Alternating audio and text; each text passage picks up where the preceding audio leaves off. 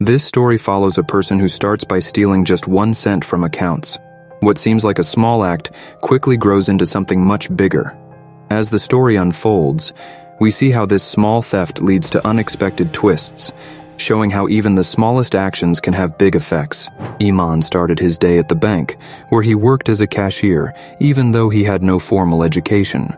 His salary of 2,000 ringgits wasn't enough to cover his expenses. A regular customer, an elderly woman, brought him a bag of 1-cent coins to exchange, but the bank didn't accept such small change. His supervisor, Mr. Reza, told him to accept the coins and apologize, which ruined Iman's mood. During his break, Iman wanted to have coffee with his friend Intan, who worked in computer security. But Intan was busy dealing with a system breach and asked Iman for help because he was good with computers. Iman found a tricky program called Digital Karma in the system and managed to remove it, saving the bank's clients money. Intan thanked him, but Iman couldn't tell her he liked her. He also made the mistake of offering her a latte, forgetting she didn't like coffee with milk. Later at home, Iman had another bad moment when he found out his father had spent his last money on black cumin tablets, hoping to sell them to pay the rent. They argued, and Iman went to his room. Soon after, he heard a noise and found his father unconscious. At the hospital, doctors said his father needed surgery that cost 60,000 ringgits, which Iman couldn't afford. His boss refused to lend him the money or raise his salary. As Iman worried about how to save his father, gangsters who his father owed money to showed up, giving Iman 2 days to repay the debt. The next day, Iman was distracted at work, especially when a new employee, Ash Lee, started paying attention to Intan. An idea struck Iman after the elderly woman complained about 1-cent deductions from her account. He decided to steal 1 cent from each account to gather enough money to pay off the gangsters and fund his father's surgery. He wrote a program to do this and sent it in an email to Reza. When Reza opened the file, the virus spread across the bank's computers, allowing Iman to withdraw 1 cent from each account and transfer the money to an abandoned account. Iman's relief didn't last long as the gangsters appeared, forcing him to escape through a window. He got into a stranger's car, paid the driver a large sum, and asked to be taken to a bank across the city. The driver agreed and helped Iman escape the gangsters. Iman successfully transferred 90,000 ringgits to a withdrawable account. After withdrawing the money, Iman paid the gangsters and the taxi driver, then took the remaining money to the hospital for his father's surgery.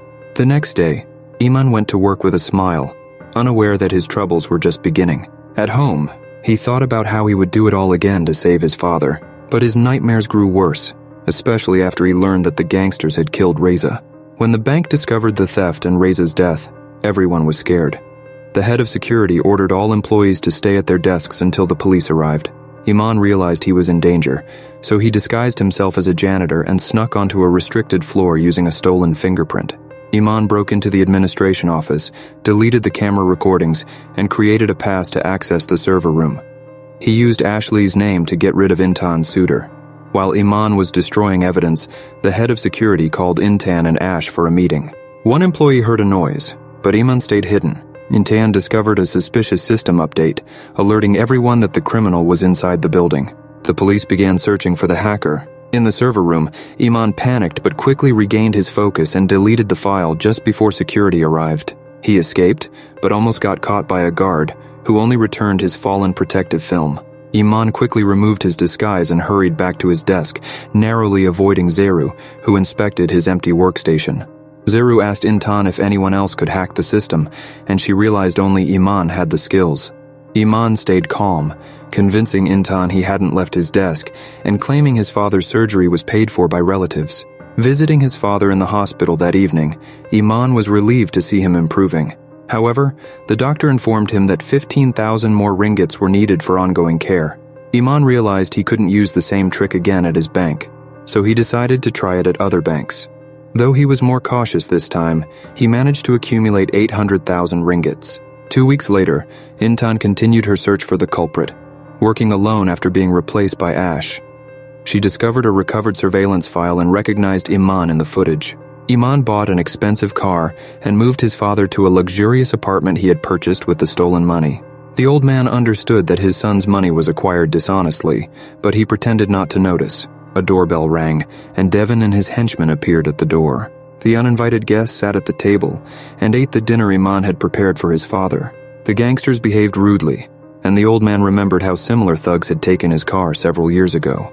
Back then, little Iman defended his father, but now the father lacked the courage to protect his son, who was being mocked and ridiculed by the invaders. Intan re-examined the camera footage, but didn't tell Ash about it. However, when Ash came to talk to her about her suspension, it turned out he already knew about the recovered footage. Iman tried to come up with a story about how he got rich, but Devon, being smart, realized he was being deceived. Using a hammer, the gangster found a way to make Iman tell the truth. Meanwhile, Ashley assembled a team and created a timeline of events on the day when someone deleted data from the server. Intan joined the team, but she didn't mention seeing Iman in the footage. Instead, she promised to help solve the mystery. Iman thought about his poor childhood, remembering how his father couldn't earn much and only dreamed of phones. While Intan gathered more evidence against her friend, Iman had to reveal his secret to Devon. The gangster refused to give Iman a chance to save his father until Iman revealed his criminal scheme. Iman was forced to transfer the money he had taken from others' accounts into the gangster's account. When Iman's father regained consciousness, he tried to shame his son. Iman reminded him of their poor and hungry past, admitting he vividly remembered his parents' fights and regretted his difficult childhood. Meanwhile, Devon's crew enjoyed the pool and views from the rooftop of a skyscraper, using Iman as a servant. The young man thought of escaping by stealing a gun from the raiders, but the plan failed. Iman didn't know how to handle a gun and couldn't take it off safety. For this, the robber severely punished him while his father watched silently, once again not protecting his son. Iman recalled how his mother left home without even hugging him goodbye. He mentally prepared to say farewell to life, but finally, his father gathered the courage to point the gun at the bandit's head. Meanwhile, Ashley discovered that Intan had deleted one of the files her colleague had given her. He asked if she needed help, but Intan assured him she had no secrets. In reality, Intan found several more recordings where Iman's face was clearly visible. Iman and his father tried to escape, but the robbers found them in the parking lot and started shooting. The two barely managed to reach their car and finally drove out of the complex. However, Devon and his team didn't give up, and the chase began on the dark road. Unfortunately, Iman's car ran out of gas, and they had to hide in the narrow streets of the city. The old man's heart began to fail and he ran out of strength. Iman had to leave his father behind and run alone to avoid being caught by the gangsters. Intan woke up from memories of many years ago when she had also broken the law and taught Iman to do the same. At that time, it seemed like a simple game to her. But now she didn't know what to do or how to save her friend. Things became even more difficult for her after receiving a message from her mother, demanding money and asking her not to visit over the weekend, as it would ruin her plans. Iman called his friend and asked her to meet him at an abandoned construction site. Finding him in a terrible state, Intan took him to her place. Meanwhile, in his hideout, Devon fed his frail father, taking pleasure in the old man's suffering, who had treated him and his mother cruelly many years ago. Iman's father watched the scene nearby and realized that there was no hope of being saved. Shimon took a shower and dealt with his knocked-out teeth, while Intan, hearing the water running, decided to check her friend's computer. However, she didn't manage to do it. Her friend came out of the bathroom and took the laptop. Intan then demanded explanations, but the clerk refused to talk about his problems, assuring her that he just had a fall. Devon sent Iman a video message, using a hammer again to pressure him to come for his father. Intan began facing issues of her own. Ash told her that Irene was demanding all the video files from the cameras, including the deleted ones, to be sent to the office. While Intan was busy with this conversation, Iman took the opportunity to escape. Realizing he couldn't handle the situation alone, Iman decided to seek help. He made a call, and an hour later, he descended into the city's underworld. Iman met the guy who had driven him to the bank on the day of the first robbery. The drug dealer was unhappy that Iman wanted to involve him in another criminal act and punished Iman for being too persistent, refusing the payment Iman offered. Ash covered for Intan by telling Irene that all the videos were damaged. Intan thanked him, but Ash asked her to tell him the truth so he could understand what he was getting involved in. Iman then witnessed an attack on a city cafe. While he was distracted by the shooting, an old friend appeared behind him, who seemed to have changed his mind and was now ready to help. He led Iman to a secluded place and demanded a down payment. After Iman transferred the money, the man told him about Ibu Zara, a woman from the criminal world who was even more dangerous than Devon. Meanwhile, Ibu Zara found a man who had tried to harm a little girl. Recalling her own terrible childhood, Ibu Zara promised to protect the girl, and her henchmen took care of the situation. Devon was also furious and punished his men for letting Iman escape. Iman's father barely survived the ordeal, but hearing his son's voice seemed to give him strength. The blonde arranged a meeting for Iman with Ibu Zara. Iman told her that his friend needed help and promised her any amount of money to save his father. As proof, Iman transferred the first part of the sum to her account. However, Ibu Zara refused to deal with Devon and kicked Iman out of the car. Intan watched the video several times and finally decided to tell Ash everything. She went to his place and confessed that Iman was hiding the truth. But it turned out that Iman wasn't the only one involved in the bank scams. Ash had discovered that Irene had also tried to delete some data. Stubborn Iman went back to his old acquaintance and asked for help once again. He promised a very large sum of money, and this time the dealer agreed. The young men sneaked into Devon's hideout, where Iman found his father. However, they could not leave because Devon and his men entered the room, ready to enjoy their power and harm the captives. Suddenly, armed men burst through the door and a shootout began. Taking advantage of the chaos, the young men tried to escape with the old man, but Devon stubbornly refused to let them go. A shot rang out from the far corner of the room. Devon fell to the floor, and Iman saw a smiling Ibu Zara in front of him. It seemed that after escaping one danger, Iman had fallen into the hands of an even more dangerous gangster. Overwhelmed by everything that had happened, Iman had a nervous breakdown. His friend managed to take Iman and his father away before they could be caught by the police. Since childhood, Iman had been skilled with computer programs, and Intan had always been proud of him. Now this skill became her nightmare as she tried to sleep in Ash's apartment. Ash made breakfast for Intan and suggested continuing their discussion about the situation. But first, he asked her to share more about herself so they could get to know each other better. The shootout at Devon's hideout was reported on TV. Iman realized he was in a very serious situation, and his fears were confirmed when there was a knock on the door. An associate of Ibu Zara was there, asking Iman to come with him. Intan discovered that Iman had paid for his father's surgery at a private clinic. She understood that her friend had somehow gotten the money, but was unaware of the stolen funds and couldn't figure out the system. Additionally, she and Ash tried to find out what Irene had done with the computer. Ash suggested checking all the logs where Irene's authorizations should have been recorded. Iman was taken to Ibu Zara's house, where she was recording an interview about her charitable work. Ibu Zara helped single mothers and abandoned children. During the interview, she asked Iman to help unzip her dress, revealing a terrible scar on her back from her past. Iman tried to understand what Ibu Zara wanted from him, but she was not in a hurry to explain. Instead, she took the young man to the city center, talked about life's injustices, and offered him a job. Iman realized he had no choice. If he refused, he would face the fate of all of Ibu Zara's enemies. Intan tried to find out who paid for the old man's surgery, but was not given any information. While she was speaking with the administrator, Ash discovered that access was restricted everywhere, and they would need to check all the servers to get answers.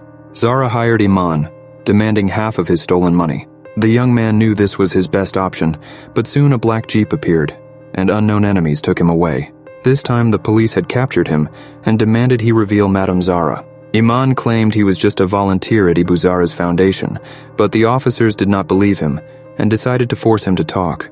Unaware of what had happened to his son, the old man packed his things to escape. He received a call from Intan, who said she would visit soon to check on her old friend. As soon as Iman regained consciousness, his father called, asking him to come urgently to their old apartment. The old man arrived home just as Ash and Intan showed up. The host tried to distract the guests by talking about wanting to marry off his son, but when Iman arrived, it was clear that marriage was the last thing on his mind. As usual, Iman made up a story about falling, but his friends did not believe him. Nor did they believe the story about distant relatives paying for the old man's surgery. Intan then showed her friend the footage from the cameras, but Iman made up another excuse. This deeply disappointed Intan, who had trusted Iman since childhood. Iman and his father arrived at the station and bought 2 tickets to another city. However, at the station, Iman noticed he was being followed and decided to postpone the trip. The thief tried to figure out how he was tracked and suspected Intan. To divert suspicion from himself, he decided to frame a colleague whose fingerprint he had stolen on the day of the robbery. Shamad opened the email with the virus that Iman had sent him.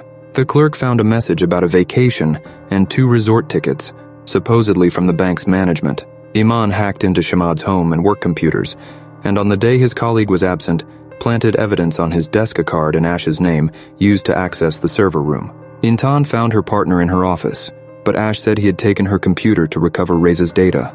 At that moment, they were called to the hall where someone was trying to hack the service again from Shamad's computer. Despite all precautions, Intan suspected Iman was involved in the new attack, but the trail led her to another employee, Shamad, whom the security service pursued. Everything fell into place, and suspicion shifted completely to Shamad. The card found on his desk confirmed it. He was arrested and taken away from the office. Despite this success, Iman felt guilty. He stopped trying to handle the stress, but the familiar cops came again to question him. The story repeated, but Iman did not give up. He told the police he knew nothing about Ibu Zara's criminal activities and would not testify against her. After this, Zara entered the cell and admitted it was a loyalty test. Iman had begun his first scams as a child. An adult acquaintance had helped him create free transit passes. Back then, Intan had helped her friend and was happy to join in the secret operations. Even then, they had talked about money being their main problem. Iman's mother had left for a wealthy friend, while Intan's parents were always away trying to earn money. One day, Intan had gone with her friend to visit his mother, but the woman refused to come out because she did not want her son. Intan had always worried about her friend, and now came to apologize. The young people managed to talk, but in the end, Iman confessed he was leaving the bank. He told her he had a new job as a web developer at a company, but in reality, he began working for Zara, stealing 1 cent from different banks each week. He kept half of the profits for himself. To protect himself, he withdrew small amounts of cash and hid them under the ceiling at home. Iman's behavior began to worry his father, leading to arguments between them. Iman accused the old man of never thinking about the family, unlike Intan's relationship with Ash, which improved. The couple had dinner together and spent a lot of time together. A strange old man showed up at Iman's apartment entrance. When Iman tried to find out what the man wanted, the stranger attacked him. In the office, Intan approached Ash to greet him, but he unexpectedly closed his computer. Intan didn't notice this because she was asked to check information about an inactive account where a large amount had been transferred years ago. While investigating this account, Intan and Ash discovered the theft of 1 cent from every account in their bank, but it had been 2 months since then, making it hard to find the culprit. While inspecting her non-detergent powder factory, Zara called Iman and warned him that the old man in the hallway was a guard assigned to protect him and his father. Zara also told him that her demands had increased. Now she wanted him to bring her 10 million. Iman calculated his options and realized he couldn't withdraw 1 cent more frequently. His only option was to return to his bank and increase the commission amount. While Intan and Ash checked the computers, a glitch occurred, and Intan suspected someone was trying to access the system again. The TV reported that the Digital Karma Group, responsible for multiple bank attacks, was involved.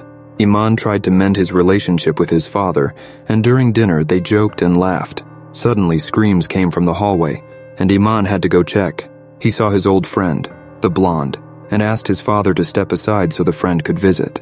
The blonde became Iman's assistant in the new heist, and as a thank you, Iman decided to take his friend and father shopping. They bought expensive suits, watches, a high-speed luxury car, and went out to have some fun before the risky mission. Meanwhile, Intan and Ash found a way to connect to the account from which the thief was transferring money. Following his usual scheme, Iman called the bank to arrange a cash withdrawal. Everything went smoothly for the first few minutes, but Iman was distracted by his father's shout, who was unhappy with the blonde's presence. Iman had to calm the situation and asked his friend to join him for the illegal transaction. Instead of going to the bank, the young men arrived at a nightclub, where the blonde offered Iman a pink pill. They had a great time with girls, dancing and playing cards. For the first time, Iman enjoyed having enough money and indulged himself. This gave him courage, and he started a fight, no longer wanting to be a victim. He threw money around and felt like a hero until he saw Ibu Zara. Ash took Intan home and promised to monitor the account to catch the thief, but Iman was too unwell to return to work. After recovering, Iman invited Intan to meet. He arrived at their date in a beautiful suit with a rose, but it was the second gift that impressed her more. Iman gave Intan a card they had forged together as children. He confessed his love to her, but she didn't feel the same way. She left the rose behind and walked away. At that moment, Iman felt like his life was over. He went back to the club and decided to party, ignoring thoughts of Intan. The next morning, he woke up next to two unfamiliar girls. His father tried to talk sense into him and encourage him to return to a normal life. But Iman believed that only by living this way would he earn respect and make his mother come back to the family. Intan visited Ash and told him about her conversation with Iman. She admitted that she rejected Iman because she loved him. Ash was pleased to hear this but confessed that he was not who he appeared to be and that they couldn't be together. Intan left, and Ash tried to catch up with her to explain everything. Despite the doctor's orders, Iman's father took out a hidden pack of cigarettes. Meanwhile, Iman went to his mother's house to show off his expensive car. Ash didn't have time to reveal his secret to Intan. Suddenly a motorcycle appeared, and several bullets hit at Ash. If you like the series, comment for next part.